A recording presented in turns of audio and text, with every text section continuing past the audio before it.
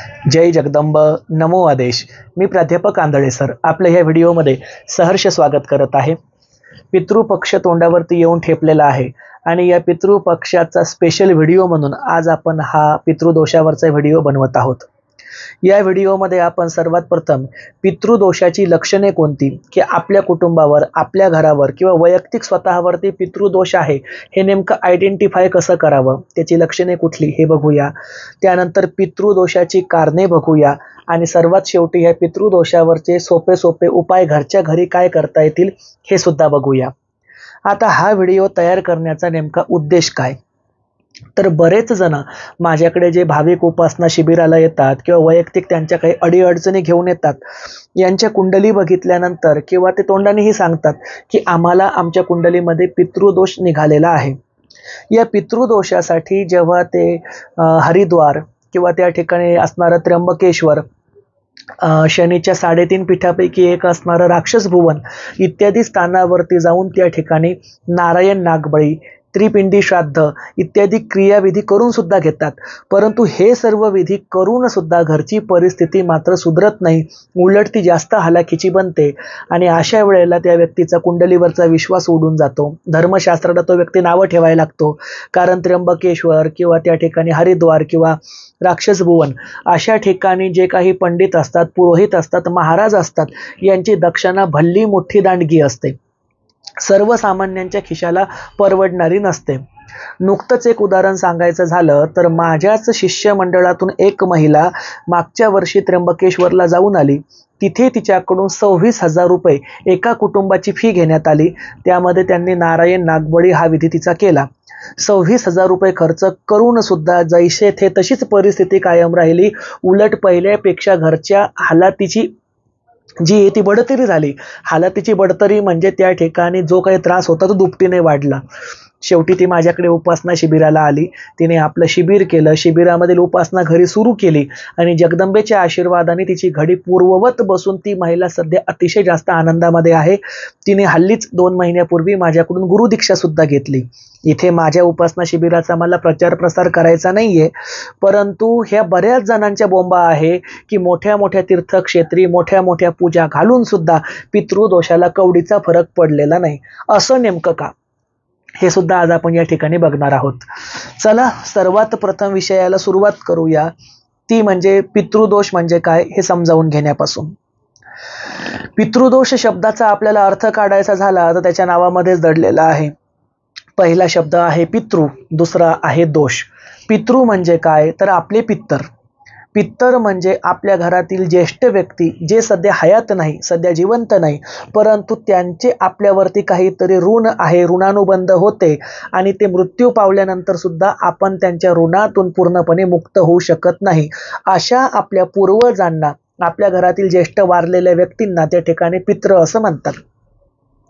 बरं, हे जे काही पित्र असतात, हे पित्र नेमके कुठले कुठले पित्र बाधू शकतात, तर मी तुम्हाला सांगतो. तुमचे आई, तुमचे वडील, आजी, आजोबा, काका, काकू यांचे पित्र तर तुम्हाला लागू असतातच असतात, परंतु त्याबरोबर तुम्हाला तुमच्या मामे कुळाच्या पित्रांना सुद्धा पिंड द्यावं लागतं बरं का. म्हणजेच तुमच्या आईचे आई, आईचे वडील, मामा, मामी अशा पद्धतीनुसार तुमच्या आजोळचे आणि मामे कुळाचे दोनही प्रकारचे पित्र हे तुम्हाला त्या ठिकाणी लागू असतात. हा विषय फार कमी जणांना माहिती आहे, परंतु जेव्हा आपण तर्पण करायला बसतो किंवा पिंडदान करायला बसतो तेव्हा आपल्याला आईचं नातेवाईकाचं गणगोत आणि वडिलांच्या नातेवाईकाचं गणगोत अशा दोनही प्रकारच्या गणागोताची पिंडदान आणि तर्पणं करावी लागतात. याबरोबरच तुम्ही जर एखाद्या व्यक्तीची निपुत्रिकाची जमीन घेतलेली असेल किंवा ती तुम्हाला दान म्हणून मिळालेली असेल किंवा तुम्ही कोणाचे दत्तक पुत्र असाल, तर अशा निपुत्रिकाची, थोडक्यामध्ये ज्याला त्या ठिकाणी बुडिताची जमीन असं म्हणतात, अशी बुडिताची मालमत्ता तुम्ही वावरत असाल किंवा तिचा उपभोग घेत असाल, तर बुडिताच्या मालमत्तेचा उपभोग घेतल्यामुळे सुद्धा तुम्हाला पितृदोष लागतो. त्यांचंही पिंडदान तर्पण तुम्हाला करावं लागतं. याबरोबरच जर तुम्ही एखाद्या जाती किंवा परजातीच्या व्यक्तीचा सांभाळ तुमच्या घरामध्ये केला असेल, जसं ती व्यक्ती तुमची नातेवाईक असो किंवा नसो, तुमच्या रक्ताची असो वा नसो, तुमच्या जातीची धर्माची असो वा नसो, परंतु ती व्यक्ती जर बराच काळ तुमच्याकडे वास्तव्याला असेल आणि त्या व्यक्तीचा मृत्यू जर तुमच्या घरामध्ये झाला असेल, तर अशा व्यक्तीचं सुद्धा तर्पण आणि पिंडदान करण्याचा अधिकार त्या घराच्या कर्त्या पुरुषाला म्हणजेच मालकाला प्राप्त होतो आणि मी सांगेल अशांनी तो करावा.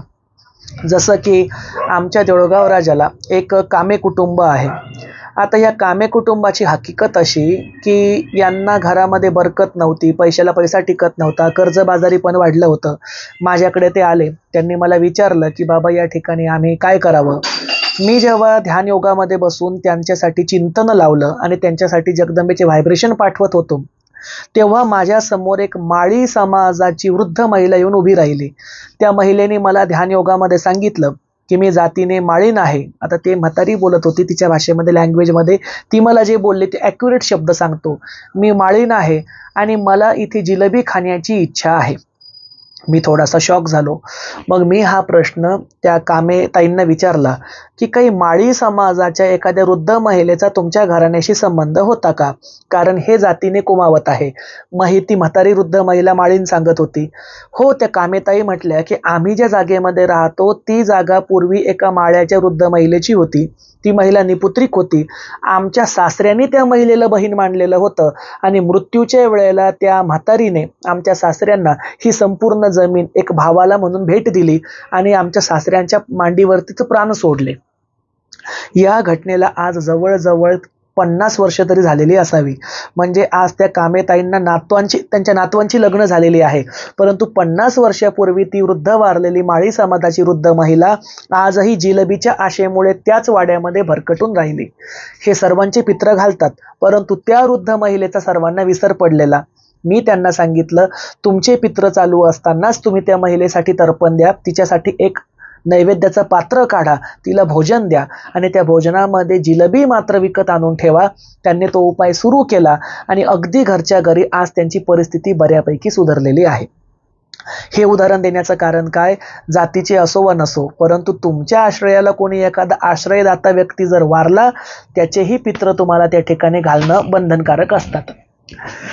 आता बघा, हे जे काही पितृदोष आहे, या पितृदोषाची लक्षणं काय किंवा ओळखायचं कसं की आपल्याला पितृदोष आहे. तर सर्वसामान्य सिम्पटम्स जी आहेत ती मी तुम्हाला सांगतो. घरामध्ये सतत नैराश्य असणे, पैशाला पैसा न टिकणे, पोटी संतान नसणे हे सुद्धा पितृदोषाचं मोठं कारण आहे बरं का. कारण पितृ नेहमी पुढच्या वंशवेलीला वाढण्यापासून रोखण्याचं काम करतात जर त्यांचा कोप असेल तर. म्हणून तुमच्या सुनेचे किंवा तुमच्या पत्नीचे किंवा तुमच्या घरातील एखाद्या सुवासिनीचे वारंवार गर्भपात होणे किंवा 3रा-4था महिना लागला की तो महिना खाली होणे म्हणजेच गर्भपात घडणे असे लक्षणं घडतात. किंवा मूल जन्माला येऊन ती मुलं वारणे असं सुद्धा लक्षण दिसू शकतं. पैशाची सतत टंचाई असते, घरामध्ये बरकत राहत नाही, अन्नधान्याला त्या ठिकाणी टिकाव मिळत नाही, किराणा आणला की तो पटापट संपतो, पैसा घरामध्ये येतो परंतु त्याला 10 वाटा फुटतात, सतत किरकिर सुरू असते, रोगराई सुरू असते, घरामध्ये एक प्रकारचं भकास वातावरण असतं. ही सुद्धा पितृदोषाची कारणे आहे. घराच्या अवतीभोवती सतत टिटवी नावाचा पक्षी ओरडत जाणे किंवा घराच्या वरतून त्याने गिरट्या मारणे, त्याबरोबरच वटवाघळांचा कोहलाट ऐकू येणे, घुबडाचं ओरडणं ऐकू येणे हे सुद्धा पितृदोषाचं कारण आहे. घरामध्ये सतत मांजरींची भांडणं लागणे किंवा मांजरींचे गुरगुरण्याचे रात्री बेरात्री आवाज येणे हे सुद्धा पितृदोषाचं कारण आहे. घरामध्ये पाळीव प्राण्यांचे सतत मृत्यू होत राहणे हे सुद्धा पितृदोषाचं कारण आहे. आणि एक महत्त्वाचं कारण म्हणजे किंवा लक्षण म्हणजे, कारण म्हणण्यापेक्षा लक्षण म्हणजे, स्वप्नामध्ये मृत व्यक्तींनी वारंवार येऊन स्वप्नामध्ये काहीतरी डिमांड करणे. जसं बऱ्याच वेळेला एखाद्या घरातील एखाद्या महिलेच्या स्वप्नामध्ये तिचे मृत झालेले सासरे वारंवार येतात आणि जेवायला मागतात. एखाद्या पत्नीचा पती मृत झालेला असतो, तो वारंवार स्वप्नामध्ये येतो आणि मी जिवंतच आहे असं त्या पत्नीला सांगतो किंवा जेवणाची डिमांड करतो. अशा पद्धतीचे लक्षणं सुद्धा मृत व्यक्तीने स्वप्नामध्ये येऊन संकेत देणे, मग ते चांगल्यापणीही असू शकतात किंवा ते वृद्ध स्वरूपात किंवा त्या ठिकाणी रागीट स्वरूपातही ते येऊ शकतात. परंतु मृत व्यक्तीने वारंवार स्वप्नामध्ये येणे हे सुद्धा पितृदोषाचं प्रमुख लक्षण आहे. ही सर्व लक्षणं जर तुम्हाला घरादारामध्ये आढळत असतील तर आपण एखाद्या पुरोहिताला, पंडिताला किंवा जाणकार व्यक्तीला स्वतःची कुंडली दाखवून तिच्यामध्ये पितृदोष आहे का हे आयडेंटिफाय करून घ्यायला पाहिजे, म्हणजेच त्यावरती शिक्कामोर्तब करून घेतला पाहिजे. आता या पितृदोषासाठी आपण त्या ठिकाणी उदक शांती नावाचा विधी करू शकतो. उदक शांतीमुळे पितरांना त्या ठिकाणी शांतता मिळते, त्यांच्या हृदयाला थंडावा मिळतो. त्या ठिकाणी नारायण बळी, नागबळी हे विधी तर आहेतच. जर आपल्या कुटुंबातून कोणाच्या हाताने नागाचा त्या ठिकाणी मृत्यू झाला असेल, म्हणजे नागाचा वध झाला असेल, एखाद्याने साप मारला असेल, तर नागाचा वध झाल्यामुळे सुद्धा नागबळी हा विधी करावा लागतो. नारायण बळीमध्ये त्या व्यक्तीचे संपूर्ण त्या ठिकाणी अंत्यसंस्काराचे विधी पार पाडून त्या ठिकाणी त्यांना पिंडदान आणि तर्पण दिल्या जातं, तिलांजली दिल्या जाते. परंतु नारायण बळी, नागबळी किंवा त्या ठिकाणी त्रिपिंडी श्राद्ध, उदक शांती अशा किंवा भरणी श्राद्ध मृत व्यक्ती झाल्याच्या नंतर 6 महिन्यामध्ये जे करायचं असतं, असे निरनिराळे प्रकारचे श्राद्ध करून सुद्धा फरक का पडत नाही हे सुद्धा आपण बघून घेऊया. फरक न पडण्याचं कारण म्हणजे पुरोहितांनी केलेली गैरपरवाई. हा शब्द मी वारंवार या ठिकाणी वापरतो. जर कोण्या त्या ठिकाणी क्रियाकर्म करणाऱ्या किंवा त्या ठिकाणी भिक्षुकी करणाऱ्या किंवा दशक्रिया करणाऱ्या कोण्या पंडिताला राग आला असेल तर हात जोडून माफी मागतो, माफ करा. परंतु हल्ली जिकडे तिकडे परिस्थिती मात्र हीच दिसत आहे. सर्वजण पैशाच्या मागे लागलेले आहे. मोठ्या मोठ्या तीर्थक्षेत्री एका लाईनमध्ये, एका रांगेमध्ये 15-15, 20-20 लोकांना बसवून त्यांचं एकत्रच पिंडदान करवून घेतलं जातं. अहो, प्रत्येकजण वेगळ्या कुळाचा, वेगळ्या जातीचा, वेगळ्या रक्ताचा, वेगळ्या धर्माचा, वेगळ्या पंथाचा, मग त्या सर्वांचं पिंडदान त्यांच्या नातेवाईकांचं एका लाईनमध्ये किंवा एका रांगेमध्ये बसून पूर्ण कसं होईल? सर्वांचा संकल्प एकसाथ पूर्णत्वाला कसा जाईल? सर्वांनाच ते मंत्रविधी समजतील का? वृद्ध व्यक्ती किंवा निरक्षर व्यक्तीला तेवढे स्पष्टपणे उच्चार येतील का? कारण एकेका पित्राचं नाव घेऊन स्वधा तर्पयामी असं म्हणावं लागतं. मग ते एखाद्या निरक्षर व्यक्तीला कदाचित लवकर कळणार नाही, त्याला ते व्यवस्थित समजावून सांगावं लागेल. त्यामुळे अस्पष्ट मंत्रांचे उच्चार बरेच पुरोहित हेतुपुरस्पर करतात, कारण ते कोणाला कळू नये. शिवाय त्यांना पटकन पूजा उरकण्याची गडबड झालेली असते. त्यामागचं शास्त्र ते समजावून सांगत नाहीत, कारण दुसरं यजमान, दुसरं गिराहिक त्यांचं उभं असतं आणि धंदेवाईक स्वरूप आल्यामुळे विधी अर्धवट राहतात. पूर्णपणे त्या ठिकाणची तिलांजली, तिलोदक, तर्पण आणि पिंडदान पितरांना पोहोचत नाही, त्यांची क्षुधा शांतता होत नाही आणि त्यामुळे नारायण नागबळी करून सुद्धा, मोठ्या मोठ्या तीर्थक्षेत्रावर जाऊन सुद्धा आणि हजारोनी पैसे खर्च करून सुद्धा घरी आल्यावर ते पित्र अधिक जास्त चेकाळतात, खवळतात आणि ते कुटुंबाच्या मागे हात धुवून लागतात. म्हणून परिस्थिती दुप्पट बेताने खराब होते. आता या ठिकाणी आपण यावरती काय काय उपाय केले पाहिजे हे सुद्धा समजावून घेऊया. परंतु हे जो पितृपक्ष असतो, या पितृपक्षाच्या पंधरवाड्यामध्ये आपण काय कर्म केले पाहिजे आणि काय नाही हे सुद्धा समजावून घेऊ. पितरांना त्या ठिकाणी कसं त्या ठिकाणी घरच्या घरी तर्पण द्यावं हेही समजावून घेऊ. नैवेद्य कुठला द्यायचा, कसा द्यायचा, कोणत्या दिशेला ठेवायचं तेही थोडक्यामध्ये समजावून घेऊ. बघा, पितृपंधरवाडा म्हणजेच पितृपक्ष, तर हा त्या ठिकाणी पौर्णिमेपासून ते सर्व पितरीपर्यंत साधारणतः 15 दिवसांचा पक्ष आहे, म्हणजे 15 दिवसांचा पंधरवाडा आहे. हा त्या ठिकाणी पितरांना समर्पित आहे. आता पितरांना जरी तो समर्पित असला तरी सुद्धा त्या ठिकाणी पितरांच्या सोबतच आपण देवतांची पूजा सुद्धा केली पाहिजे. म्हणजे पितृपक्षामध्ये बरेच जण देवी देवतांना आंघोळ घालत नाही, देवी देवतांना दिवा लावत नाही, देवघर 15 दिवस झाकून ठेवतात, जी अतिशय चुकीची पद्धत आहे. या 15 दिवसामध्ये आपण अधिकाधिक प्रमाणामध्ये ईश्वर सेवा केली पाहिजे. अधिकाधिक प्रमाणामध्ये स्तोत्रांचं, मंत्रांचं पठण केलं पाहिजे. आपली नैमित्तिक जी उपासना असेल ती सुरू ठेवली पाहिजे. जर कोणी त्या ठिकाणी स्वामी चरित्र किंवा गुरुचरित्र, नवनाथ भक्तिसार किंवा तुमचा जो कुठला धार्मिक ग्रंथ दररोज तुम्ही पठण करत असाल त्याला खंड पडू देऊ नये. आणि आमच्या नाथपंथामध्ये तर कुठल्याच प्रकारचा भेदभाव मानण्यात येत नाही. आम्ही नाथपंथी ज्या वेळेला ही कानामध्ये मुद्रिका धारण करतो त्याच वेळेला नवनाथांच्या नावाने आम्हाला सर्व प्रकारचे विधी हे निषिद्ध नसतात. म्हणजे तुम्हाला सांगतो, आमचे आद्यनाथ शिरोमणी प्रभू गोरक्षनाथांनी स्वतःचे गुरु मच्छिंद्रनाथांसाठी जे वडे मागून आणले होते, ज्या वड्यांसाठी त्यांनी स्वतःचा डोळा काढून दिला, तर हे वडे सुद्धा त्यांनी श्राद्धाच्या घरूनच आणले होते. तो श्राद्धाचा स्वयंपाक बनलेला होता आणि श्राद्धाच्या स्वयंपाकातीलच वडे मच्छिंद्रनाथांना प्रचंड आवडले, म्हणून गोरक्षनाथ दुसऱ्यांदा त्या महिलेच्या घरी त्या वडे मागण्यासाठी गेले आणि त्या बदल्यामध्ये स्वतःचा डोळा काढून तो त्या महिलेला दिला. ही कथा आपण नवनाथ भक्तिसारमध्ये वाचलेली, ऐकलेली, श्रवण आणि मनन केलेली आहे. म्हणजे आमच्या नाथपंथामध्ये पितृ-पंधरवाडा अजिबातच निषिद्ध मानल्या जात नाही. या कारणामुळे पितृपक्षामध्ये महाराष्ट्रातील बहुतांशी सर्वच आराध्यांच्या गाद्या बंद असतात, कोडी पानं बंद असतात. परंतु एकमेव जगदंबा देवी संस्थान देऊळगाव राजा प्राध्यापक मुकुंद आंधळे माझी एकट्याची गादी ह्या 15 दिवसांमध्ये सुरू असते. बऱ्याच आराध्यांना त्या ठिकाणी प्रश्न पडतो, आंधळे सर तर शाक्तपंथी आहे, त्या ठिकाणी यांचं जगदंबा संस्थान आहे, मग हे पितृपक्षामध्ये पेशंट कसं काय घेतात? तर त्याचं कारण असं, मी जरी आज शाक्तपंथी असलो तरी सुद्धा आमचा मूळ पिंड, आमचा मूळ गाभा हा नाथपंथाचा आहे. 7 पिढ्यांपासून आम्ही नाथपंथी आहोत. त्यामुळे नाथपंथी गादी ही शनिवारच्या दिवशी आमची सुरूच असते आणि आमच्या आजोबांच्या काळापासून सुद्धा कधीही पितृपक्षामध्ये गादी बंद राहिली नाही, त्यांच्या पूर्वीच्या पिढीमध्येही राहिली नाही. त्यामुळे माझी ही गादी या ठिकाणी नाथपंथाची असल्यामुळे सुरू असते आणि नाथपंथीयाने पितृपक्षामध्ये कुठल्याही प्रकारची पूजापाती किंवा गादी बंद ठेवू नये, हे मी सर्व नाथपंथी बंधूंना हात जोडून या ठिकाणी आवाहन सुद्धा करतो. कारण आपले आद्य गुरु गोरक्षनाथांनी, मच्छिंद्रनाथांनी स्वतः श्राद्ध पक्षाचे वडे खाऊन श्राद्ध पक्ष हा पावन आहे, पवित्र आहे, हे सूचित केलेलं आहे. असो, आता ह्या पितृपक्षामध्ये बघा, नेमके पित्र आपल्याला श्राप का देतात? आता हे पितृपक्षामध्ये म्हणजे श्राप देत नाहीत, तसा श्राप तो आपल्याला पूर्वीच लागलेला असतो, पण ती लागण्याची कारणं काय? बघा, तुमच्या कुटुंबामध्ये ज्या व्यक्तींचा मृत्यू होतो, मग आजी असो, आजोबा असो, काका असो, काकू असो, आई असो, वडील असो किंवा इतर त्यांचे जुने पूर्वज असो, हे पूर्वज ज्या वेळेला स्वतःचा देह सोडतात, तर देह सोडत असताना त्यांचा मनोमय कोश हा त्या ठिकाणी पृथ्वीच्या आभामंडळामध्येच फिरत राहतो, तो पूर्णपणे मुक्त होत नाही. स्वतःच्या कुटुंबाभोवती, स्वतःच्या शेतीभोवती, घराभोवती, दाराभोवती, गावाभोवती, वाडीभोवती, स्वतःच्या कंपनीभोवती, त्यांच्या कामाच्या ठिकाणी, थोडक्यात जिथे जिथे जिवंतपणे त्यांचा अधिक लोभ होता, अशा त्यांच्या सर्व कार्यक्षेत्री हा त्यांचा आत्मा, त्यांचा मनोमय कोश भ्रमण करत असतो. आता हा आत्मा ज्या वेळेला भ्रमण करतो, त्यावेळेला जशा प्रकारच्या क्षुधा आणि तृष्णा म्हणजे भूक आणि तहान आपल्या जिवंत मनुष्याला आहे, तशीच भूक आणि तहान या लिंग देहाला म्हणजेच मृत आत्म्याला सुद्धा असते.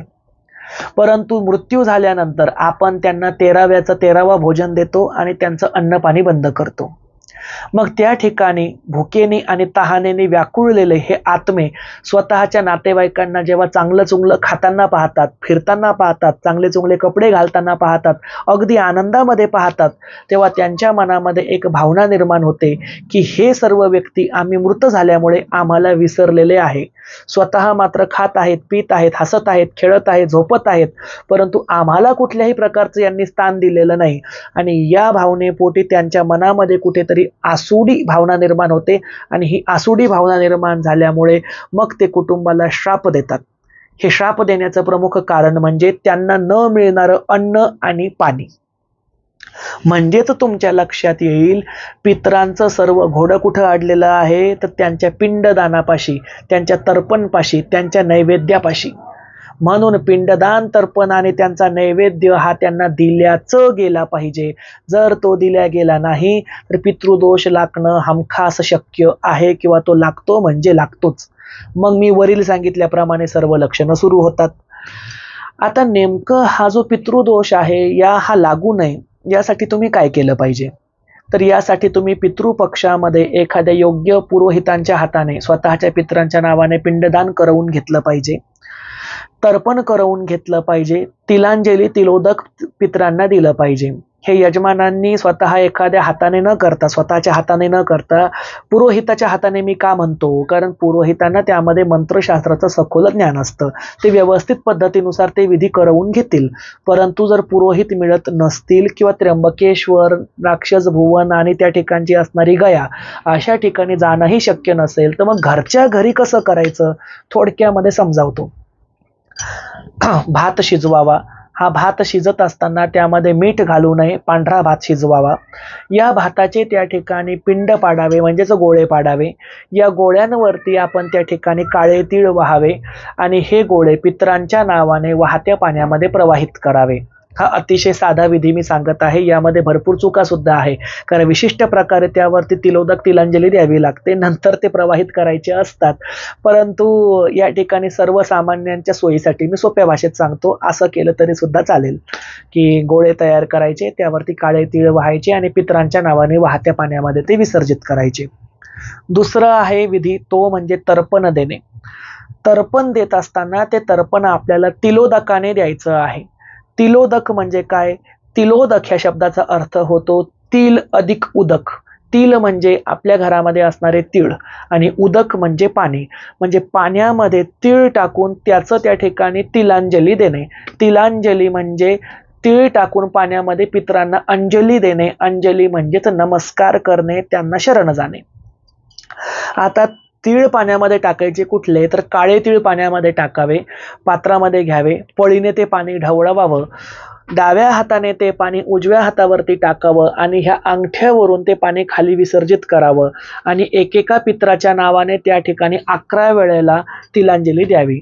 म्हणजे समजा एखाद्या व्यक्तीच्या वडिलांचं नाव त्या ठिकाणी जयसिंगराव जाधव आहे, मग त्यांनी स्मरण करावं, माझे पिता, माझे वडील, माझे पप्पा जयसिंगराव जाधव यांच्या स्मृतीप्रित्यर्थ मी त्यांना या ठिकाणी तर्पण देत आहे. जयसिंगराव जाधवांनी, माझ्या वडिलांनी हे तर्पण स्वीकारावं, असा मनातल्या मनामध्ये उच्चारण करून हातामध्ये ते तिळाचं पाणी घ्यावं पळीमध्ये आणि ते त्या ठिकाणी असणारं स्वधा तर्पयामी सोडून द्यायचं. ते अंगठ्यावरून खाली ताटात पडलं पाहिजे. पुन्हा दुसऱ्यांदा स्वधा तर्पयामी, स्वधा तर्पयामी, स्वधा तर्पयामी, अशा पद्धतीनुसार एकेका व्यक्तीला 11 वेळेला तिलांजली द्यावी. मग जेवढे तुमचे नातेवाईक तुम्हाला आठवत असतील मृत झालेले, तेवढ्यांच्या नावाने ती द्यावी. सर्वात प्रथम आपल्या भावकीच्या लोकांची, घरातील कुटुंबाची देऊन घ्यावी. त्यानंतर आपल्या मामे कुळामध्ये जे जे मृत झाले असतील त्यांच्या नावाची सुद्धा द्यावी. अशा पद्धतीनुसार आपल्याला तिलांजली, तिलोदक देऊन घ्यायचं आहे. त्यानंतरचा विधी येतो तो म्हणजे पितरांना नैवेद्य देणे.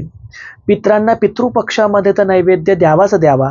ते व्यक्ती ज्या तारखेला वारले त्या तारखेला नेमकी कुठली तिथी होती ही तिथी शोधून त्याद्वारे आपल्याला पितरांची तिथी कळते. त्या तिथीवरती त्या त्या पितरांना भोजन द्यावं. एका कुटुंबामध्ये जर 2 किंवा 3 व्यक्तींचा मृत्यू झाला असेल तर अशा व्यक्तींचं बऱ्याच वेळेला आपण गडबडीमध्ये एकाच दिवशी श्राद्ध करतो किंवा त्यांना भोजन देतो, जे चुकीचं आहे. ज्या तिथीवरती त्याच व्यक्तीला भोजन द्यावं. म्हणजे जर 3 व्यक्ती मृत झाल्या असतील तर एकूण पितृपक्षामध्ये आपण 3 वेळेला त्यांना भोजन द्यावं, 3 वेळेला पिंडदान द्यावं, 3 वेळेला त्यांच्या नावाने त्या ठिकाणी असणारं तर्पण द्यावं.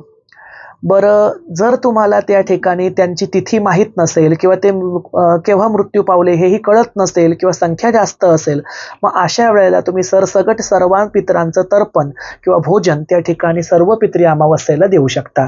सर्व पितरी अमावस्येला त्या ठिकाणी तो सर्वांना मान्य असतो. जर कोणी अपघातामध्ये वारलं असेल किंवा कोणी आत्महत्या केली असेल तर अपघाती किंवा आत्महत्या झालेल्या व्यक्तीचे पित्र हे चतुर्दशीला घालावे. चतुर्दशीला म्हणजेच सर्व पितरी अमावस्येच्या 1 दिवस आधी घालावे. जर एखादी सुवासीन महिला किंवा कुमारिका मुलगी वारली असेल तर अशा कुमारिकेचे आणि सुवासिनीचे श्राद्ध किंवा त्या ठिकाणी असणारं भोजन हे अविधवा नवमीला म्हणजेच ऐव नवमीला त्या ठिकाणी आपण घालावं.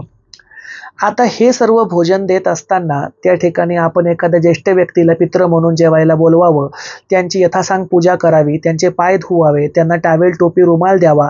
महिला असेल तर तिला साडी चोळी द्यावी, दक्षिणा द्यावी, त्यांच्या कपाळाला चंदनाचा टिळा लावावा. पितरांसाठी पात्र वेगळं काढावं. पितरांच्या पात्राला पाणी फिरवून झाल्याच्या नंतर पितरांच्या पात्रासमोर आपल्याला एक महत्त्वाचा विधी करायचा आहे. तो म्हणजे तप्त निखारे किंवा एखादी रानशिनी गोवरी किंवा गाईची गोवरी म्हणा, रानशिनी गोवरी म्हणा किंवा आपले निखारे म्हणूया कोळशाचे, हे पेटवून घ्यायचे आहे आणि त्याच्यावरती आपल्याला थोडंसं गूळ आणि तूप टाकून त्याचा धूर, त्याचा त्या ठिकाणी असणारा सुवास हा संपूर्ण पितरांच्या फोटोला आणि ताटाभोवती फिरवायचा आहे. नंतर ह्या गुळाला आणि तुपाला आणि त्या अग्नीला थोडंसं पाणी फिरवायचं आहे. आता या ठिकाणी मी तुम्हाला सांगतो, पितृलोक हा पृथ्वीच्या अतिशय जवळ आहे. जसं अनेक देवी देवतांचे यक्ष, गंधर्व, राक्षस, किन्नर आणि ब्रह्मलोक, शिवलोक, विष्णुलोक, वैकुंठधाम हे सर्व पृथ्वीपासून खूप भरपूर अंतरावरती आहे. परंतु पृथ्वीच्या आवरण कक्षेच्या सर्वात जवळ जो आहे तो पितृलोक आहे. म्हणजे आज आपल्यावरती सर्वात जवळ जर कोणी कृपा ठेवून असेल ते आपले पित्र. तर यामुळे आपण पित्राचं असं म्हणतात की पाणी फिरवत असताना ते उलटं फिरवावं, ताटाला पाणी उलटं फिरवावं. कोणी कोणी नैवेद्याच्या पात्राला उलटं पाणी सुद्धा फिरवतं, म्हणजे उजवीकडून डावीकडे न फिरवता डावीकडून उजवीकडे फिरवल्या जातं. काही ठिकाणी सरळ पात्राला पाणी सुद्धा फिरवल्या जातं, क्लॉकवाईजही फिरवलं जातं, उलटंही फिरवलं जातं. आपापल्या ठिकाणची पद्धत आहे. आता या ठिकाणी बघा, या पितृपक्षामध्ये आपण ज्या वेळेला तो नैवेद्य देणार आहोत पित्रांना, पित्रांचे फोटो असतील तर ते फोटो नक्की मांडा. फोटो जर नसतील, जसं एखाद्या वेळेला आईचे, वडिलांचे, आजी आजोबांचे फोटो अवेलेबल असतात, परंतु बरेच व्यक्ती वारलेले असतील त्यांचे फोटो नसतात. अशा वेळेला दक्षिण दिशेकडचा एखादा खोलीचा कोपरा बघून तो कोपरा स्वच्छ करावा, पाटावरती नैवेद्य ठेवावे आणि त्या भिंतीलाच त्या ठिकाणी 5 टिळे चंदनाचे ओढून त्याला हळदी कुंकाचा मान देऊन त्याला पित्रांचं स्वरूप मानून तिथे नैवेद्य दाखवावा आणि एकेका पित्राचं नाव घेऊन त्यांना पात्र द्यावं. असं केलं तरी सुद्धा चालतं, म्हणजे चित्राची, तसबिरीची, फोटोची गरज नाही. आता या ठिकाणी बघा, पित्रांना नैवेद्य आपल्याला काय द्यायचं आहे. पित्रांना त्या ठिकाणी आंबट, गोड, खारट, तुरट आणि तिखट अशा सर्व चवींनी युक्त अन्नपदार्थ द्यावे असा नियम आहे. मग मेथीची भाजी ही थोडीशी त्या ठिकाणी तुरट असते, कारल्याची भाजी कडू असते, म्हणजे मेथी आणि कारला म्हणजे आपण त्या ठिकाणी कडू आणि तुरट चव पकडली. त्या ठिकाणी खीर बनवावी. खीर ही दुधापासून बनलेली असल्यामुळे ती पित्रांना अतिशय जास्त प्रिय आहे. या खिरीमध्ये भरपूर बेदाणे, तूप, साखर इत्यादी चांगल्यातील चांगले, उत्तमातील उत्तम मावा सुद्धा घालावा. तूप भरपूर घालावं, म्हणजे गोड चव त्यांना मिळून जाते. तिखट म्हणून त्या ठिकाणी असणारी आमटी असेल, पुरणपोळी असेल किंवा पातोड्याची भाजी असेल, चुनगोळ्याची भाजी असेल, प्रत्येक ठिकाणची पद्धत वेगळी आहे, पण तिखट पदार्थ कुठला तरी असावा. सोबतच पुऱ्या असेल, चपाती असेल, पुरणपोळी असेल, यापैकी तुम्हाला जे पदार्थ ठेवायचे ते ठेवावे. आंबट म्हणून कढी मात्र नक्की करावी. हा झाला त्या ठिकाणचा बेसिक मेनू. त्या ठिकाणी भात सुद्धा असावा. या भातावरती वरण टाकून त्यावरती तुपाची धार नक्की सोडावी. पित्रांच्या ताटामध्ये ज्या वेळेला तुम्ही पात्र वाढता त्यावेळेला ते प्रथम पितृच्या नावाने पाणी फिरवून घ्यावं. त्यानंतर ज्या व्यक्तींना तुम्ही जेवायला बोलवलं आहे पितृ म्हणून, त्या महिलेला किंवा पुरुषाला जेवायला बसवावं. आणि नियम असा आहे की पितृ जेवायला बसलेल्या व्यक्तीने बडबड करत जेवण करू नये, तर मौन धारण करत जेवण करावं. कारण असं म्हणतात, पितृ म्हणून जेवायला बसलेल्या व्यक्तीने जर बडबड केली तर पित्र जेवायचे थांबतात. म्हणून त्यांनी मौन व्रत धारण करून जेवण करावं. जो पदार्थ हवा असेल तो पदार्थ त्यांनी फक्त इशाऱ्यानेच मागावा आणि घरच्या यजमानाने किंवा यजमाननीने इशारा ओळखूनच त्यांना तो पदार्थ द्यावा. अशा पद्धतीनुसार त्या ठिकाणी पितृ जेवू घालत असतात. आता पित्राच्या ताटामध्ये अजून एक महत्त्वाचा पदार्थ आपण द्यायला पाहिजे, तो म्हणजे उडदाच्या डाळीपासून बनलेले भजे किंवा वडे. उडदाच्या डाळीपासून बनलेले भजे किंवा वडे यांचं विशेष असं महत्त्व आहे. याबरोबरच दुसरा पदार्थ आहे तो म्हणजे लाल भोपळ्याची भाजी, भेंडीची भाजी आणि कारल्याची भाजी. हे पदार्थ सुद्धा पात्रामध्ये नक्कीच असावे. आता यामागचं बघा शास्त्र काय. जी काही उडदाच्या डाळीचा वडा आहे, तर उडदाच्या डाळीच्या वड्याला किंवा भज्याला स्वतःचा असा एक उग्र प्रकारचा सुवास असतो, कारण उडदाची डाळ ही उग्र मानण्यात येते. उडदाची डाळ ही धर्मशास्त्रानुसार मांसाचं प्रतीक करते. जसं बकऱ्याचं मांस आहे, त्या ठिकाणी कोंबडीचं मांस आहे, अशाच प्रकारे एक शाकाहारी बळी म्हणून उडदाच्या डाळीकडे बघितलं जातं. त्यामुळेच सणाला, तिवारीला किंवा विशिष्ट शुभ प्रसंगी उडदाची डाळ शक्यतोवर शिजवली जात नाही. ज्याला उडदाची डाळ म्हणतात, उडदाचं वरण म्हणतात, सातारी भाषेमध्ये उडदाचं घुटं म्हणतात. हे पदार्थ शक्यतोवर पवित्र दिवशी किंवा उपवास सोडायच्या दिवशी बनवत नाही, कारण ते मांसाचं प्रतीक आहे. अशाच पद्धतीनुसार लाल भोपळा सुद्धा त्या ठिकाणी असणाऱ्या बळीचं प्रतीक आहे. त्यामुळे आपण त्या ठिकाणी लाल भोपळ्याची भाजी, म्हणजेच त्याला काही जण डांगर किंवा काशीफळ सुद्धा म्हणतात, ती भाजी नक्की बनवावी. आणि उडदाच्या डाळीचा वडा किंवा भजे हे सुद्धा पात्रामध्ये नक्की असावे. अशा पद्धतीनुसार आपल्याला पितृजेवू घालायचे आहे. आता काही काही जणांची पंचायत अशी होते की बरेच जण पित्र वारलेले आहेत बुवा, मग एवढ्यांची श्राद्ध घालायला किंवा पित्र घालायला परवडत नाही, मग अशांनी सरसकट सर्व पित्री अमावस्येला घातले तरी सुद्धा चालतात. जसं मी माझं स्वतःचं उदाहरण देतो की मला एकूण 11 जणांची पात्र काढावी लागतात, कारण आमच्या कुटुंबामधील बऱ्याच जणांचा मृत्यू झाला, वडिलांकडच्या व्यक्तींचाही मृत्यू झाला, आईकडच्या कुटुंबाच्या व्यक्तींचाही मृत्यू झाला. अशा सर्व कारणामुळे एकूण 11 पात्र काढायची असतात. त्यामुळे सलग पितृपक्षामध्ये दररोज 11 दिवस काही नैवेद्य दाखवणं शक्य होत नाही. मग आम्ही हा सर्व विधी सर्व पित्री अमावस्येलाच करतो. असे जर कोणाच्या घरामध्ये 3, 4, 5 जणांचे पितृ राहत असतील तर त्यांनी सरसकट सर्व पित्री अमावस्येला केलं तरी सुद्धा चालतं. आता त्या ठिकाणी बघा, पितृपक्षामध्ये काय करावं आणि काय करू नये हे सुद्धा सांगतो.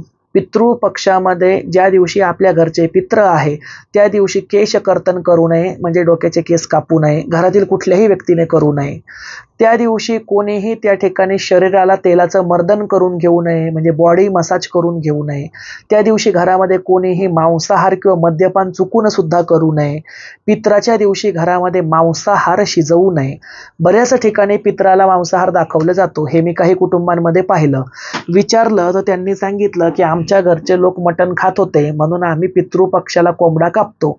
ते जिवंतपणी जरी मटण खात असले किंवा कोंबडा खात असले किंवा 80-85% जनता मांसाहारी आहे, परंतु मृत्यूनंतर ते पितृलोकामध्ये समाविष्ट झाले, म्हणजेच ते देवता स्वरूपाला प्राप्त झाले. कनिष्ठ प्रकारचे आपण त्यांना पितृदेवता म्हणतो. अशा ह्या पितृदेवतांना त्या ठिकाणी मांस, मटण, अंडी आणि दारू दाखवणे, बिडी, सिगारेट आणि चिलीम दाखवणे हे गावंढळपणाचं लक्षण आहे. तसले प्रकार कोणी करू नये, कारण त्यांच्या मांसाहाराची व्यवस्था आपण ऑलरेडी केलेली आहे. लाल भोपळ्याची भाजी जी आहे ती मांसाचं प्रतीक आहे. त्या ठिकाणी असणारा उडदाचा वडा किंवा उडदाचे भजे हे त्या ठिकाणी बळीचं प्रतीक आहे, मांसाचं प्रतीक आहे, उग्रवास आहे त्याला. ऑलरेडी धर्मशास्त्राने ते त्यामध्ये सांगितलेलं असल्यामुळे वरतून आपल्याला प्राण्याचं मांस देण्याची गरजच नाही, देऊ नये, ते पाप आहे. पुढचा विषय म्हणजे पित्र दाखवायच्या वेळेला किंवा पित्र जेवू घालत असताना रडणे, ओरडणे टाळावे. काय होऊन जातं, एखाद्या कुटुंबामध्ये आपल्या एखाद्या जवळच्या व्यक्तीचा मृत्यू होतो, त्याच्या मृत्यूला जेमतेम 1-2 वर्ष झालेले असतात, त्यांचे नवीन नवीन पित्र सुरू होतात, आपल्याला भावना आवेश आवरत नाही. त्या व्यक्तीच्या फोटोकडे बघून आपल्याला जुन्या आठवणींची स्मृती उफाळून येते आणि मग त्या व्यक्तीच्या घरचे लोक ऐन नैवेद्य दाखवायच्या वेळेला जोरजोराने रडायला, ओक्साबोक्शी हांबरायला सुरुवात करतात. सूक्ष्म रूपाने तिथे पित्र जेवण्यासाठी उपस्थित झाल्यामुळे आपल्या प्रियजनांना असा कोलाहल करताना पाहून, रडताना पाहून ते दुःखी होतात. ते सुद्धा त्या ठिकाणी दुःख व्यक्त करतात आणि भोजन करणे टाळतात, उपाशी वापस निघून जातात. त्यामुळे रडणे, पडणे टाळावे. जोपर्यंत ते जिवंत होते तोपर्यंत त्यांचे ऋणानुबंध आपण चांगले जपले. ते आता मृत झालेले आहे, त्यांना हसऱ्या चेहऱ्यानेच नैवेद्य दाखवल्या गेला पाहिजे. आता पितृपक्षामध्ये आणखीन काही गोष्टी करू नयेत, त्या अशा की देवपूजा बंद करू नये. मी मगाशी सांगितलं असं दररोज देवपूजा नक्की करावी. बरं, या पितृपक्षामध्ये परडी वगैरे भरू नये बरं का. आराधी लोकांनी परडी भरू नये, नवीन परडी विकत आणू नये, स्वतःच्या घरातील परडी तुळजापूर, माहूर, सौंदती अशा ठिकाणी भेटीसाठी नेऊ नये. देवदर्शनासाठी गेलेलं उत्तम आहे, देवदर्शनासाठी नक्की जावं, परंतु सोबत माळ, परडी किंवा खंडोबाचा कोणाला वारू भंडारी असेल, मल्हारी मार्तंडाची दीक्षा असेल, अशांनी स्वतःची वारू भंडारी आणि कोटंबा सुद्धा देवाच्या दर्शनाला नेऊ नये. पुढचा विषय येतो तो म्हणजे पितृपक्षामध्ये आपण देवतांना दररोज नैवेद्य दाखवावा. जसा आपण दररोज दाखवतो, मग तो खडीसाखरेचा असो, दुधाचा असो, फळांचा असो किंवा रोजच्या शिजलेल्या अन्नाचा असो, तो नैवेद्य जशाला तसा दाखवणे सुरू ठेवावे. बरं, ज्या दिवशी तुमच्या घरचे पित्र आहे त्या दिवशी देवाला नैवेद्य दाखवावा की नाही, तर 100% देवाला नैवेद्य दाखवावा. आणि जो स्वयंपाक तुम्ही ह्या पित्रांसाठी बनवलेला आहे त्याच स्वयंपाकाचा नैवेद्य देवाला दाखवावा. कारण त्या वेळेला तुम्ही पुरोहितांच्या हाताने देवाचं पित्रांचं तर्पण करता. पित्रांच्या तर्पणामध्ये ब्रह्मा, विष्णू, महेश यांना सुद्धा त्या ठिकाणी तर्पण दिलं जातं, म्हणजे देवतांना समसमान स्थान आहे. त्यामुळे पित्रांच्या शिजलेल्या अन्नाचंच ताट वेगळं काढावं. पित्रांच्या सुद्धा आधी ते देवाला, देवघराला दाखवावं, त्याला पाणी फिरवावं, नंतर पित्रांना ताट दाखवावं आणि नंतर जे जेवण्यासाठी त्या ठिकाणी पित्र म्हणून तुम्ही ज्येष्ठ व्यक्ती बोलावले असतील, महिला किंवा पुरुष, त्यांना जेवू घालावं. जर कोणी मुंजाच्या नावाने तुम्ही जेवू घालत असाल तर एखाद्या अविवाहित पुरुषाला किंवा मुलाला मुंजा म्हणून जेवायला बोलवावं. एखादी कुमारिका मृत पावली असेल तिच्या नावाने एखाद्या बिनलग्नाच्या मुलीला किंवा कुमारिकेला जेवायला बोलवावं. आता बऱ्याच ठिकाणी असं आहे की विधवा महिला जर मृत झाली असेल तर विधवा महिलेच्या श्राद्धाला सुवासिनी महिला शक्यतोवर जेवायला बसत नाही, परंतु माझ्या मते जेवायला बसायला काही हरकत नाही. मृत झाल्यानंतर त्या व्यक्तीचं सुवासीन पण काय आणि विधवा पण काय असा भेद आपण करायलाच नाही पाहिजे. मुळामध्ये मी विधवा प्रथा मानत नाही. आत्ता आमच्या गौरी होत्या, गौरींचे दोरे घेणं सुरू होते, म्हणजेच गौरीच्या गाठी पाडण्याचा कार्यक्रम सुरू होता, जो व्हिडिओ मी आपल्या चॅनलवरती अपलोड केलेला आहे. त्या व्हिडिओमध्ये सुद्धा सुवासिनींसोबतच विधवा महिलांनी सुद्धा आमच्या गौरीचे दोरे पाडले, पुरुषांनी सुद्धा पाडले. मी त्या ठिकाणी सूर, नर आणि किन्नर, विधवा, कुमारिका आणि मुंजा असा भेदभाव कधीच करत नाही. ईश्वराला सर्व योनी, सर्व धर्म, सर्व लिंग सम असतात असं मी मानतो. अशा पद्धतीनुसार आपण पितृपक्ष त्या ठिकाणी पाळावा. आता या पितृपक्षामध्ये शुभ कर्म करावे की करू नये, तर शक्यतोवर शुभ कर्म पितृपक्षामध्ये करू नये. जसं एखाद्या दुकानाची, हॉटेलची, दवाखान्याची ओपनिंग असेल किंवा नवीन घरामध्ये प्रवेश असेल असा करू नये, असं मी तरी वैयक्तिक मानतो. तो आपण नवरात्रीमध्ये किंवा दसरा दिवाळीमध्ये करावा. अशा पद्धतीनुसार आपण त्या ठिकाणी पितरांचं पालन करावं. आता शेवटच्या टप्प्याकडे येतो की आपण मोठ्या मोठ्या पूजा करून थकलेलो असलो किंवा कधी गेलेलो जरी नसलो पूजा करायला, तरी घरच्या घरी असं काय करता येईल ज्याच्यामुळे पितृ आपल्यावरती शांत राहतील किंवा कृपा ठेवतील. तर पितृपक्षामध्ये दररोज 15 दिवस आपण एखाद्या पिंपळ झाडाला त्या ठिकाणी लोटाभर पाणी अर्पण करावं. हे लोटाभर पाणी पिंपळ झाडाच्या बुंध्याला म्हणजेच खोडाला अर्पण करावं. पिंपळ झाडाला हळद, कुंकू, भस्म, त्या ठिकाणी असणारं चंदन ह्या 4 वस्तू व्हाव्या. त्यानंतर दक्षिण दिशेकडे तोंड करून उभं राहावं आणि मनातल्या मनामध्ये पिप्पलायन ऋषींचं स्मरण करावं. त्यानंतर त्या ठिकाणी असणाऱ्या पितरांचं सुद्धा स्मरण करावं आणि पितरांना विनंती करावी की माझ्या कुटुंबाच्या हुकल्या चुकल्या सर्व पितरांनो, मी तुमच्याच कुटुंबाचा अंश आहे, माझं काही चुकलं असेल तर मला क्षमा करा, मी हे पाणी तुमच्या नावाने पिंपळ वृक्षाला अर्पण करत आहे, हे तुम्ही ग्रहण करा, असं म्हणून तुम्ही त्या ठिकाणी पिंपळ वृक्षाला सुद्धा पाणी अर्पण करावं. दररोज 15 दिवस वृक्षाला पाणी अर्पण करावं. दररोज शक्य नसेल तर निदान शनिवारच्या शनिवारी आणि अमावस्या आणि पौर्णिमेला तरी ते अर्पण करावं. हा विधी तुम्ही दर अमावस्येला सुद्धा करू शकता. म्हणजे पितृपक्षाचा तर आहेच आहे, परंतु 12ही महिने करण्यासाठी हा अतिशय उत्तम असा पितृशांतीचा उपाय मानण्यात आलेला आहे. याबरोबरच आपण जसं मी तुम्हाला सांगितलं मगाशी की तिलोदक तयार करावं, म्हणजे पाण्यामध्ये काळे तीळ टाकावे, डाव्या हाताने उजव्या हातावर ते पितरांचं नाव घेऊन 11 वेळेला त्या ठिकाणी स्वतः तर्पयामी म्हणून तर्पण द्यावं आणि हे पाणी उजव्या हाताच्या अंगठ्यावरून ताटामध्ये खाली पडलं पाहिजे. ह्या विधी तुम्ही दर अमावस्याला केलेला अतिशय जास्त उत्तम. ह्या पाण्यामुळे पितरांना क्षुधा शांती होते, म्हणजे त्यांचं पाण्याची भूक भागते. आता तुम्ही त्या ठिकाणी म्हणाल की त्यांना तर शरीरच नसतं, मग त्यांना भूक आणि तहान नेमकी लागेल कशी? तर बघा, आपल्याला सुद्धा भूक आणि तहान लागते ती पोटाला, परंतु त्याची जाणीव करून देते ती म्हणजे आपली आत्मा, आपलं मन. त्या पद्धतीनुसार शरीर मृत झाल्यानंतर वायुरूपी आत्म्याला त्या ठिकाणी मनोमय कोश असतो, अन्नमय कोश असतो, प्राणमय कोश असतो. हे अन्नमय कोश, प्राणमय कोश आणि मनोमय कोश त्याला सतत क्षुधा तृष्णेची आठवण करून देत असतात. त्यामुळे जे तुम्ही सूक्ष्म रूपाने तर्पण देता ते थेट त्या आत्म्याला व्यवस्थित पोहोचतं. त्यामुळे शरीर असो वा नसो क्षुधा त्या ठिकाणी शांत होते. आता असा एक प्रश्न सुद्धा विचारण्यात येतो की बाबा, आज आपण एखाद्या पित्राला तर्पण देऊ लागलो किंवा पिंडदान देऊ लागलो किंवा नैवेद्य देऊ लागलो आणि जर त्या पित्राला पुढचा जन्म मिळाला असेल, मग हे तर्पण देऊन पिंडदान देऊन फायदा काय? जसं कोणी म्हणतं की बा माझे वडीलच माझ्या पोटी आले, कोणी म्हणतं आमचे आजोबा आमच्या मुलाच्या पोटी आले, कोणी म्हणतं माझी एक आत्या वारली होती पण ती आत्या मुलगी म्हणून माझ्या पोटी आलेली आहे, आता तिला पित्र देण्याची गरज नाही कारण तिने दुसरा देह घेतलेला आहे. या प्रश्नाचं उत्तरही आपण या ठिकाणी घेऊ. जरी त्या व्यक्तीला नवजन्म मिळाला असेल किंवा पुनर्जन्म मिळाला असेल किंवा ती व्यक्ती कोणाच्या पोटी आली असेल, तरी सुद्धा त्या मृत व्यक्तीच्या नावाने तर्पण, पिंडदान आणि नैवेद्य दिलेच पाहिजे. याचं कारण काय? जेव्हा तुम्ही त्या व्यक्तीला तर्पण, पिंडदान आणि त्या ठिकाणचा जलदान विधी करता, त्यावेळेला त्या व्यक्तीला जरी पुढचा जन्म मिळाला, मग तो कुत्र्याचा मिळो, वाघाचा मिळो, मांजरीचा मिळो, गाढवाचा मिळो, एखाद्या चांगल्या कबुतराचा मिळो, पक्ष्याचा मिळो, किंवा त्या ठिकाणी एखाद्या मनुष्याचा किंवा नारीचा मिळो, त्या जन्मामध्ये त्यांना होणारे जे दुःख असतात, जे कष्ट असतात, ते कमी होण्यासाठी मदत होते. म्हणजे तुम्ही इकडे तर्पण द्या, अन्नदान द्या, पुढच्या जन्मामध्ये तो जिथे जन्माला आला असेल तिथे सुद्धा त्याला जास्त दुःखांची, कष्टांचा सामना म्हणजेच सहन करावं लागत नाही. आणि त्यामुळेच तर्पण देणं हे बंधनकारक आहे. यावरून तुमच्या लक्षात आलं असेल की जसं देव ऋण आहे, मातृ ऋण आहे, गुरु ऋण आहे, तसंच पितृ ऋण सुद्धा प्रत्येक मनुष्याला फेडणं गरजेचं आहे. जिवंतपणी आई वडिलांची सेवा करून मातृ पितृ ऋण फेडावं आणि ज्येष्ठ व्यक्ती पित्र मृत पावल्यानंतर त्यांचं पिंडदान, श्राद्धविधी, भोजन, तर्पण इत्यादी करून, पिंडदान करून पितृ ऋण सुद्धा आपण फेडलं पाहिजे. आता दुसरा एक सोपा उपाय मी सांगतो. जसं मगाशी मी सांगितलं की पिंपळ वृक्षाला शनिवारी आणि त्या ठिकाणी अमावस्या पौर्णिमेला जाऊन तर्पण देणे किंवा एक लोटा पाणी वाहणे, हा विधी आपण सतत 15 दिवस पितृपक्षामध्ये करू शकतो.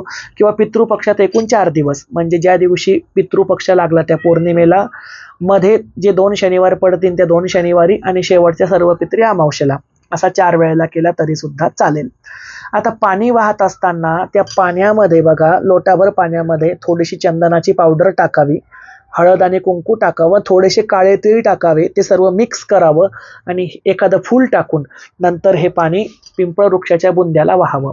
हा विधी सूर्य उगवायच्या वेळेला ब्रह्ममुहूर्तावर केला तरी चालतो, भर दुपारी 12 वाजेच्या दरम्यान केला तरी चालतो, किंवा सायंकाळी सूर्यास्ताच्या वेळी केला तरी चालतो. परंतु हा विधी सूर्य असेपर्यंतच करायचा आहे. सूर्य पूर्णपणे मावळल्यावर रात्रीच्या वेळेला मात्र हा विधी, हे तर्पण करायला चालत नाही.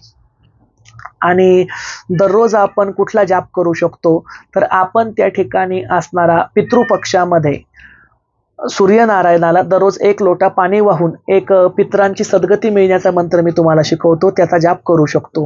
परंतु पितरांना सद्गती देणारा हा मंत्र आपल्याला फक्त अमावस्या, पौर्णिमेला आणि पितृपक्षामध्ये 15 दिवसच वापरायचा आहे. जसं काही लोकांना दररोज सूर्याला सकाळी त्या ठिकाणी अर्घ देण्याची सवय असते. पितरांना देतो ते तर्पण, सूर्याला अर्पण करतो त्याला म्हटलं जातं अर्घ्य. तर सूर्याला जे आपण पाणी वाहतो त्याला अर्घ्य म्हणतात. हे सूर्याला वाहायचं जे अर्घ्य आहे हे कसं दिलं जातं, तर मी एका व्हिडिओमध्ये मागे शिकवलं होतं, तरी सांगतो. लोट्यावरून पाणी घ्यायचं, त्यामध्ये हळद आणि कुंकू टाकायचं, फुलाच्या पाकळ्या असतील तर टाकायच्या, नसतील तर सोडून द्यायच्या, आणि सूर्य नारायणाच्या पूर्व दिशेला तोंड करून उगवत्या सूर्याला किंवा माथ्यावरती आलेल्या सूर्याला हळद आणि कुंकू अर्पण करायचं. आणि ओम सूर्याय नमः, ओम सूर्याय नमः, ओम सूर्याय नमः, किंवा ओम रविराजाय नमः, ओम सविता राजाय नमः, किंवा ओम भास्कराय नमः, ओम मित्राय नमः. अशा पद्धतीनुसार सूर्याची जी काही नावं आहेत या सूर्याच्या कुठल्याही एका नावाचा जाप करून 11 वेळेला तो जाप करायचा. बहुतांशी मी सजेक्ट करेल की ओम सूर्याय नमः हा मंत्र त्या ठिकाणी उत्तम आहे. 11 वेळेला या मंत्राचं उच्चारण करून स्वतःच्या डोक्याच्या उंचवट्यावरून आपण ते पाणी जमिनीवरती प्रवाहित करायचं. आणि जमिनीवर प्रवाहित करताना खाली मात्र एखादं तबक ठेवावं आणि सूर्याला वाहिलेलं अर्घ्य त्या तबकामध्ये जमा करावं. हे तबकामध्ये जमा झालेलं अर्घ्य स्वतःच्या कपाळाला, गळ्याला आणि 2ही छातींना लावावं, नंतर ते विसर्जन करावं. हा विधी आपण दररोज केलाच पाहिजे. यामुळे नवग्रहांचं बॅलन्स संतुलित राहतं. परंतु पितृपक्षामध्ये काय करायचं आहे, हा मंत्र थोडासा बदलून घ्यायचा आहे. आणि या पितृपक्षामध्ये आपण ओम सूर्याय नमः याच्या ऐवजी ओम घृणी सूर्याय नमः, ओम घृणी सूर्याय नमः, ओम घृणी सूर्याय नमः, म्हणजे सूर्याय नमःच्या आधी आपण घृणी शब्द लावला, म्हणजेच पितरांसाठी हे तर्पण त्या ठिकाणी पोहोचतं. आणि सूर्यनारायणाला प्रार्थना करायची की हे सूर्यनारायणा, मी पितृपक्षामध्ये सतत 15 दिवस तुला हे अर्घ्य वाहणार आहे. माझ्या समस्त पितरांना तू सद्गती मिळवू दे, पुढच्या जन्मामध्ये मोक्षगती मिळवू दे. अशा पद्धतीनुसार त्यांना प्रार्थना करून आपण ते पाणी वाहायचं आहे. जे भक्त 12 महिने सूर्याला अर्घ्य वाहत नसतील त्यांनी फक्त ह्या 15 दिवसापुरते हे अर्घ्य वाहिलं तरी सुद्धा चालतं. आता त्या ठिकाणी 15 दिवसामध्ये आपण दररोज त्या ठिकाणी असणारं पितृस्तोत्र म्हणू शकतो, ज्यामध्ये पितरांची आपल्यावर कृपा राहील. किंवा त्या ठिकाणी असणारा आपण एक पितरांचा जाप सुद्धा करू शकतो. तो जाप असा आहे: ओम पितरेभ्यो नमः। ओम पितरेभ्यो नमः। ओम पितरेभ्यो नमः। ओम पितरेभ्यो नमः। ओम पितरेभ्यो नमः। अशा पद्धतीनुसार 15 दिवसामध्ये किंवा दर अमावस्येला जेव्हा जेव्हा आपण पितरांना तर्पण, पिंडदान किंवा तिलांजली देऊ तेव्हा तेव्हा आपण 108 वेळेला ह्या मंत्राचा जाप करू शकतो। आपण दैनंदिन देवासाठी जी माळ वापरतो, आपली जपमाळ वापरतो, त्याच माळेवर हा जाप केला तरी सुद्धा चालतो। पितरांसाठी अशी वेगळी माळ घेण्याची गरज नसते। फक्त देवघरापाशी बसून हा जाप न करता एखाद्या स्वतंत्र खोलीमध्ये बसावं, दक्षिण दिशेकडे तोंड करावं, समोर 2 अगरबत्त्या लावाव्या, एक तुपाचा दिवा लावावा आणि त्या ठिकाणी दक्षिण दिशेकडे तोंड करून 108 वेळेला ह्या मंत्रांचा जाप करून मनोमन पितरांना नमस्कार करावा। याने सुद्धा भरपूर प्रमाणामध्ये पित्र संतुष्ट होतात, कारण आपल्याला होणारा नमस्कार 108 वेळेला होणारा जाप पाहून ते मनामधून आशीर्वाद देतात। आता आणखीन एक सोपा उपाय मी तुम्हाला सांगतो। जसं मी पहिले तुम्हाला सांगितलं की पित्र शाप देण्याचं प्रमुख कारण म्हणजे अन्न आणि पाण्याची त्यांना वाटणारी आसक्ती।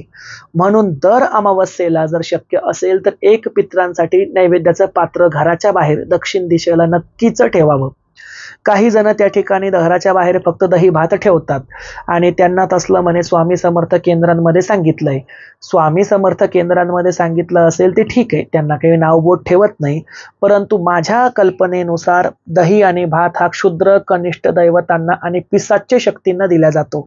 त्यामुळे पितृ हे देवतागणामध्ये मोडत असल्यामुळे त्यांना फक्त दही भात देणे त्यांचा अपमान आहे। जे तुम्ही घरामध्ये जेवायला बनवलंय ना तेच त्यांना द्या आणि दर अमावस्येसाठी थोडासा गोड नैवेद्य करायचं कामही पडलं तर काय हरकत आहे। म्हणून मी सांगेल दर अमावस्येला खीर पुरी किंवा खीर चपाती, उडदाचे भजे किंवा वडे, कढी आणि एक तिखट भाजी, थोडासा भात, त्याच्यावरती तूप आणि वरण, अशा पद्धतीनुसार एक पंच पक्वान्नाचं ताट तयार करून याचा नैवेद्य प्रथम देवघराला दाखवावा। दुसरा नैवेद्य पित्रांच्या नावाने आपल्या घरामध्येच दक्षिण दिशेकडे ठेवून त्याला पाणी फिरवावं, त्याचे घास मोडावे। हा घास प्रत्येक पित्राच्या नावाने एक एक मोडावा। जसं तुमचे वडील मृत पावले असतील त्यांच्या नावाने एक घास मोडावा, आईच्या नावाने मोडावा, अजून काका चुलते, आजी आजोबा, मामा मामी, काका काकू सर्व जेवढे मृत पावलेले असतील तुम्हाला आठवत असतील त्यांच्या सर्वांच्या नावाने एक एक घास मोडावा। अशा पद्धतीनुसार तुम्ही घास मोडून दक्षिण दिशेला घराच्या बाहेर नेऊन पत्रावळीवरती हा नैवेद्य ठेवावा। एक प्लॅस्टिकच्या ग्लासामध्ये तिथे पाणी ठेवावं, पुन्हा त्याला पाणी फिरवावं आणि तिथे 2 अगरबत्त्या लावून मनोमन पित्रांची प्रार्थना करावी। अशा पद्धतीनुसार दर अमावस्येला हा विधी जर केला तर सतत 11 अमावस्या तुम्ही हा विधी करा। 100% तुमच्यावर पित्र शांत होतील, म्हणजे होतीलच। तुम्हाला कुठल्याही महातीर्थांवरती जाऊन भली मोठी दक्षिणा मोजण्याची गरज नाही। आणखीन एक प्रश्न निर्माण होतो तो असा की जर 5 वर्षाच्या खालील मृत व्यक्ती पावला असेल, म्हणजे बालक मृत पावलं असेल तर त्याचे पित्र द्यावे का? तर 5 वर्षाच्या खालील बालकाची पित्र देण्याची खरं पाहता आवश्यकता नसते, परंतु तरी मी सांगेल की त्याच्या नावाने तर्पण, पिंडदान आणि नैवेद्य दाखवलेला केव्हाही चांगला, कारण त्यांना त्या ठिकाणी मुंजा स्वरूप प्राप्त झालेलं असतं, त्यामुळे त्यांना नैवेद्य दिलेला चांगला।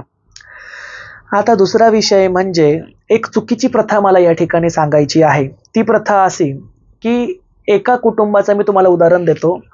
एका कुटुंबामध्ये एकदा एक सुवासीन वारलेली होती। आता ती सुवासीन त्या घराची आजी होती आणि आजोबा सुद्धा वारलेले होते। आता आजोबांची तिथी येत होती दशमी, म्हणजे पितरांची तिथी होती दशमी। आता त्या घरचे लोक काय करायचे की दशमी तिथीलाच आजीला आणि आजोबांना दोघांना एकत्र जेवू घालायचे।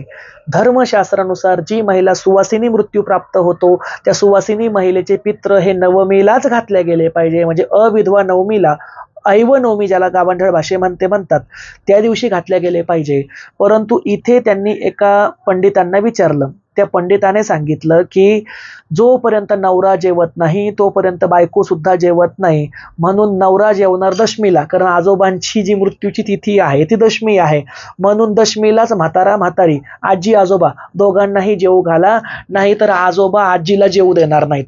आणि यांनी तसंच सुरू केलं आणि मग काय, ती आजी सारखी स्वप्नामध्ये येऊन रडायला लागली। 2-3 वेळेला ती म्हातारी स्वप्नामध्ये येऊन त्यांच्या कुटुंबाच्या रडली।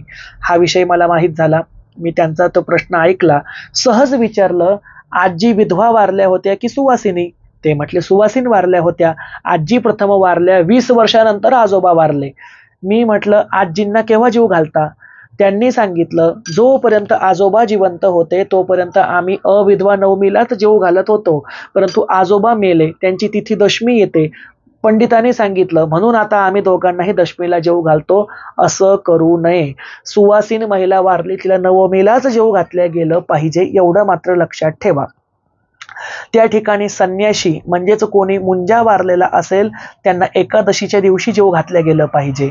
ब्रह्मचारी असतील, संन्याशी असतील, किंवा जर तुम्हाला तुमच्या गुरुच्या नावाने त्या ठिकाणी जेवण द्यायचं असेल तर गुरुच्या नावाने तर्पण, त्या ठिकाणची पिंडदान आणि भोजन हे एकादशीला दिलेलं चालतं.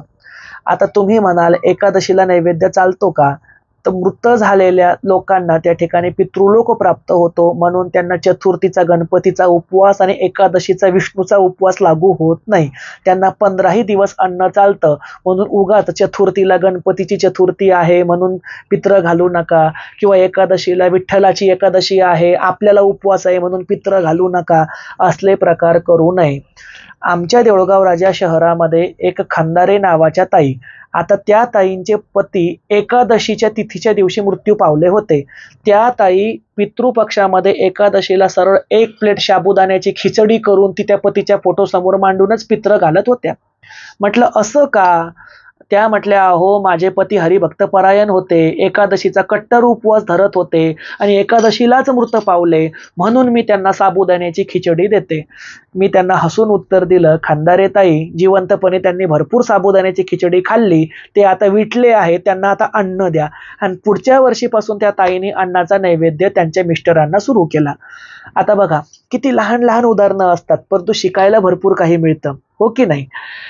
आणि बऱ्याच वेळेला असं असतं की मला कळतं की आपल्या चॅनलचा व्हिडिओ बराच मोठा होतो, परंतु या व्हिडिओमध्ये मला असं वाटतं हातचं राखून काही ठेवू नये. जेवढं माझ्याजवळ आहे ना तेवढं मुक्त हस्ताने ज्ञान देत जावं. ज्ञान नेहमी दिल्याने वाढतं, म्हणून व्हिडिओ मोठा झाला तरी चालेल, शेवटपर्यंत ऐकत राहण्यामध्येच मजा आहे, खरं ज्ञान कळतं. अशा पद्धतीनुसार आपण पितृपक्षाचे त्या ठिकाणी नियम पाळावे. मी जे मगाशी पिंपळाच्या वृक्षाला पाणी वाहण्याचं तोडगं असेल, दर अमावस्येला पितरांना अन्न देण्याचं तोडगं असेल, हे विधी करत राहावे. दर अमावस्येला आणि पितृपक्षामध्ये एकूण 4 वेळेला निदान 2 शनिवार आणि अमावस्या पौर्णिमा तिलोदक म्हणजेच तिलांजली द्यावी, तर्पण द्यावं. ते कसं द्यायचं याचा व्हिडिओ आपल्याच यूट्यूब चॅनलवरती मी फार जुन्या काळामध्ये टाकलेला आहे. तेव्हा थोडीशी गरिबी होती, माझ्याकडे चांगला कॅमेरा नव्हता, माझ्याकडे तेव्हा असले माईक नव्हते लावायला, तर आवाज थोडासा त्याचा खराब आहे. तरी सुद्धा मी त्या व्हिडिओची लिंक आपल्या आजच्या व्हिडिओच्या डिस्क्रिप्शन बॉक्समध्ये टाकत आहे. तुम्ही त्यावरती जाऊन क्लिक करून तो व्हिडिओ पाहू शकता की घरच्या घरी आपण तिलोदक तिलांजली कशी दिली पाहिजे. याबरोबरच नदीमध्ये साध्या पद्धतीनुसार पितरांच्या नावाने पिंडदानाचे गोळे कसे सोडावे याचा सुद्धा व्हिडिओ मी आपल्या आजच्या डिस्क्रिप्शन बॉक्समध्ये देत आहे. तुम्ही त्या दोनही व्हिडिओवरती जाऊन क्लिक करून ते जुने व्हिडिओ बघू शकता. आवाज थोडासा खराब येईल, परंतु ज्ञान मिळवण्यासाठी काही हरकत नाही. सोप्या पद्धतीनुसार मी त्यामध्ये शिकवलेलं आहे. आजचा तुम्हाला व्हिडिओ कसा वाटला हे मला आजच्या व्हिडिओच्या कमेंटद्वारे नक्की कळवा. अशाच निरनिराळ्या माहितींसाठी आपल्या जगदंबा देवी संस्थान देऊळगाव राजा ह्या यूट्यूब चॅनलला लाईक करा, शेअर करा आणि सबस्क्राईब करायला विसरू नका. सबस्क्राईब करण्यासाठी ऑल बटनावरती क्लिक करा, घंटीचं बटन पहिले दाबा, त्यानंतर ऑल ऑप्शन येईल, ऑल ऑप्शनवरती क्लिक करा, म्हणजे आमच्या चॅनलचा प्रत्येक व्हिडिओ सर्वात प्रथम घंटी वाजून तुम्हाला कळेल. आणि असंच भरभरून प्रेम जगदंबा देवी संस्थान देऊळगाव राजा या संस्थांवरती आणि मी प्राध्यापक आंधळे माझ्यावरती राहू द्या. शेवटी आपणच एकामेकांना सोबती आहोत. तुम्ही माझे त्या ठिकाणचे असणारे आश्रयदाते आणि मी तुमचा ऋणी आहे. जय जगदंब, नमो आदेश.